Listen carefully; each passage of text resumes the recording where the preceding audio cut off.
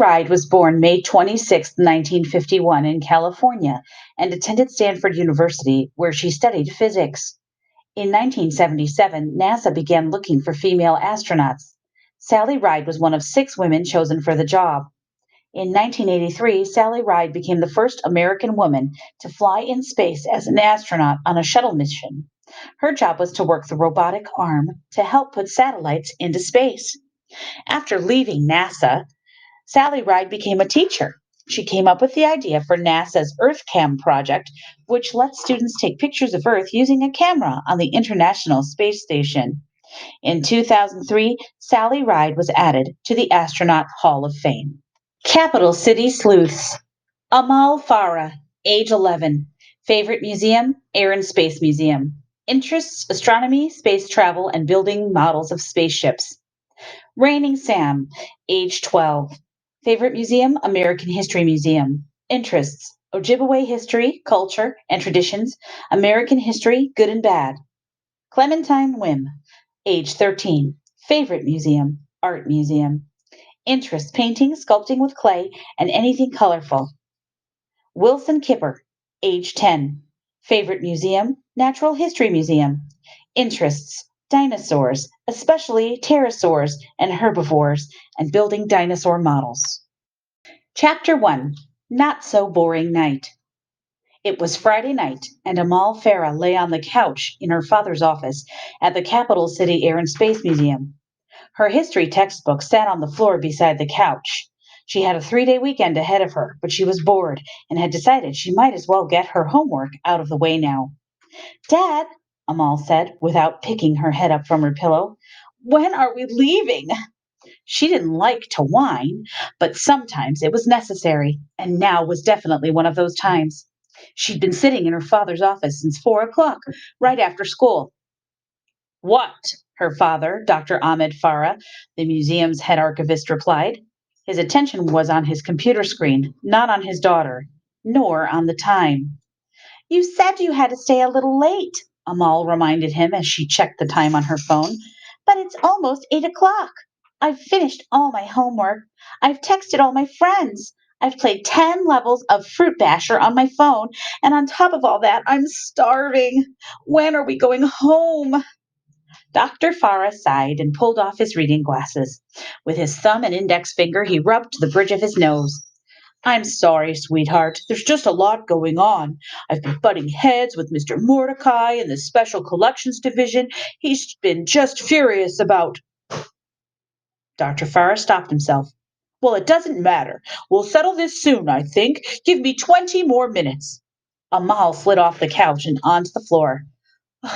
Fine, she said, picking up her history textbook. I'll just do my homework again.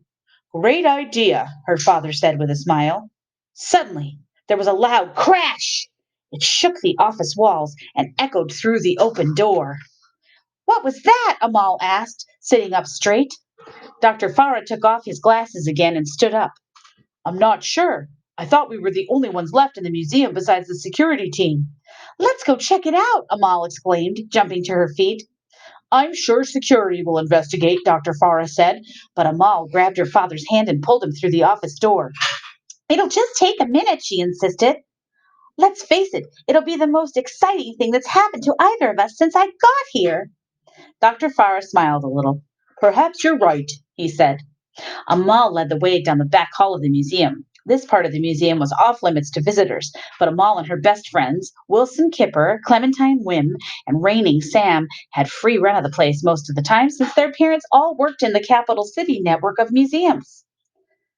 I don't hear anything anymore, her father said. No point in looking around if we can't follow the Bang! Clang! Crash! That noisy enough for you, Dad? Amal asked. She darted around the corner and down the next hallway, leaving her father behind. Up ahead, the lights flickered. There were eerie sounds and startling shadows around every turn. But Amal wasn't scared. She ran on, following the banging and clanging, which grew louder with every step she took. This way, Dad, Amal called back over her shoulder. She didn't slow down or look behind her, and soon she reached the deepest, darkest hallway, past all the offices, beyond even the bleakest storage rooms of the maintenance department. Amal stopped. It was a dead end. She faced a blank wall. There were no doors, no signs, and no evidence that anything existed beyond it.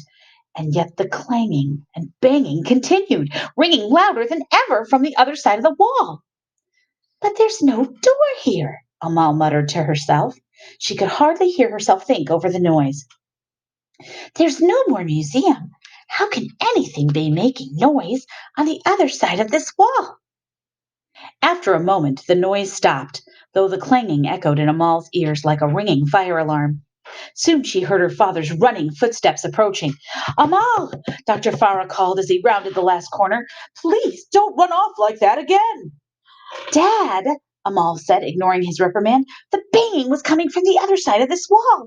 It doesn't make any sense. Why not? Dr. Farah asked.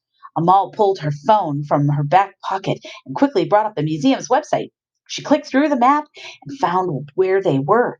Because there's no more museum on the other side of this wall, she said, showing him the map.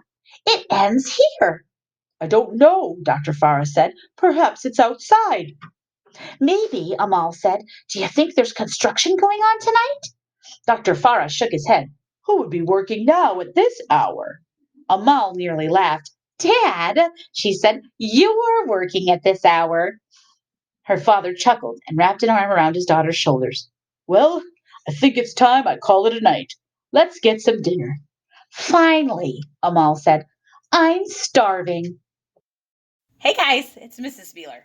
Just a quick reminder, if you'd like to do these read alouds without narration, please feel free to turn off the sound and you can just read the chapter of the book if you'd like.